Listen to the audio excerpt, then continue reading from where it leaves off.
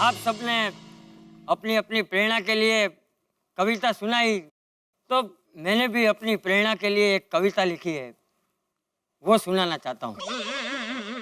मेरी प्रेरणा, जेठिया की माँ। जेठिया की माँ, कुछ ऐसी हालत मेरी तेरे बाद है कि कोई फरियाद नहीं, सिर्फ तेरी याद है। तुझे याद है? याद है जब खेतों की गर्म मिट्टी पर खुले पैर 2 मील चलकर तू मेरे लिए खाना लाया करती थी।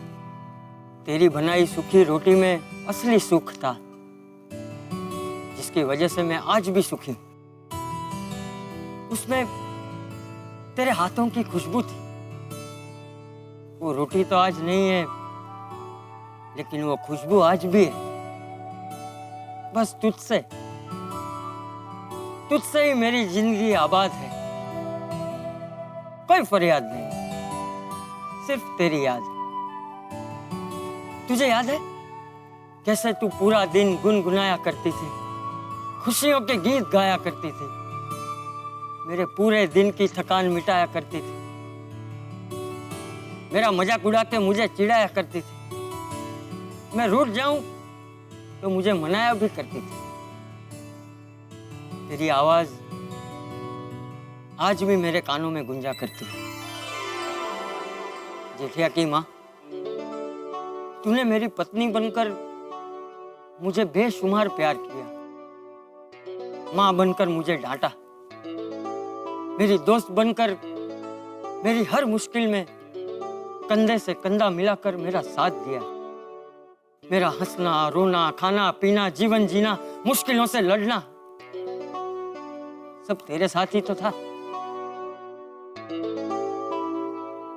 लेकिन अब जब तू नहीं है तो मैं अकेला हो गया हूं।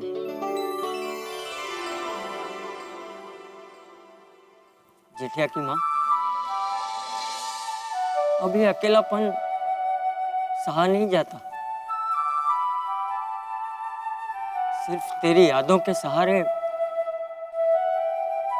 अब रहा नहीं जाता।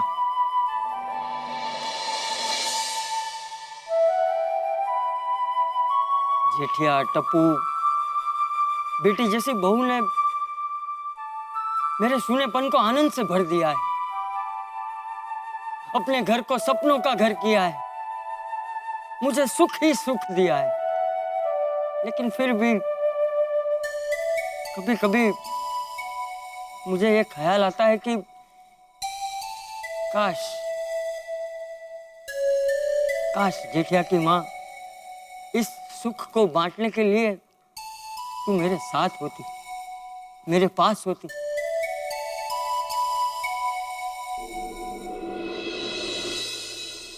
जेठिया की माँ, आज जीवन का हर सुख है मेरे पास, बस एक बात नहीं है, जिसके लिए सालों से तरस रहा हूं, वो तेरा साथ नहीं है। जी करता है तेरे पास। बापूजी!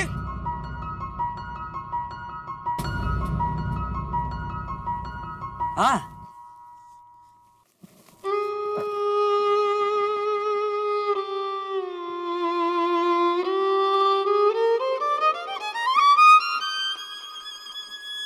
अरे जेठिया, अरे जेठिया, क्या हुआ जेठिया?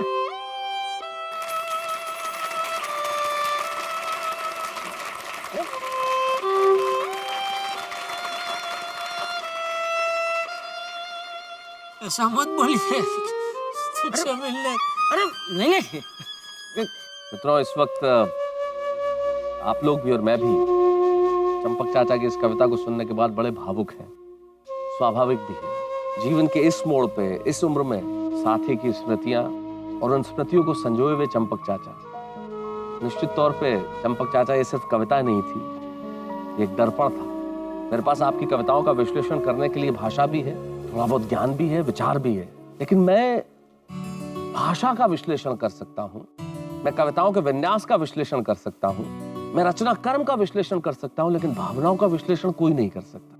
आपकी इस भावना के आगे हम सब नतमस्तक हैं। अक्सर कहा जाता है कि पुरुष पत्थर दिल होता है, लेकिन चंपक चाचा की इस कविता ने उस धारणा को तोड़ा। तब विष्णु सक्सेना के गीत की 2 पंक्तियां मुझे याद आती है। वो कहते हैं कि और सचमुच हृदय पे जो नाम एक बार अंकित कर दिया जाए वो मिटता नहीं है।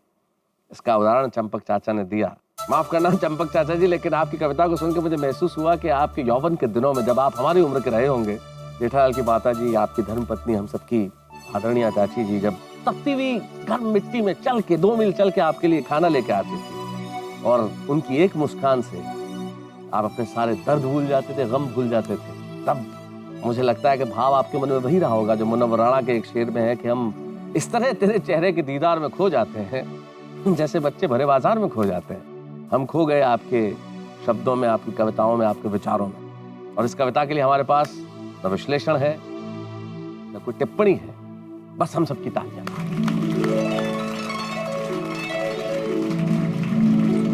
अरे चलो भाई चलो, विंटर पार्टी आगे बढ़ाते हैं, चलो चलो। जी जी चाचा जी, आप बिल्कुल सही कह रहे हैं। अरे